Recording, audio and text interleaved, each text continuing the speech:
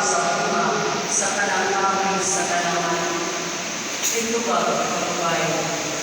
Makakaon kami sa bunga, sa kanang kahoy, sa kanaman. Gawa sa kahoy na anak sa kaniwala ninyo. Ibigaan kami sa Diyos sa pagkaon, kung bisan galing sa mantika, ianang Korea, kung sumapang namon ninyo, mamatay kami. Mingon ang Biblia, dili tinuod na mamatay kami.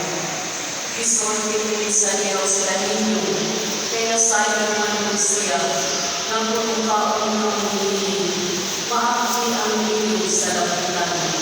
Kung may sama ang kanya, na nasayang sa'y maayon sa ilabutan. Sa pagkakulat sa babae na maunang maanindot na ayaw, o langitan ang buhay ni, o makapagod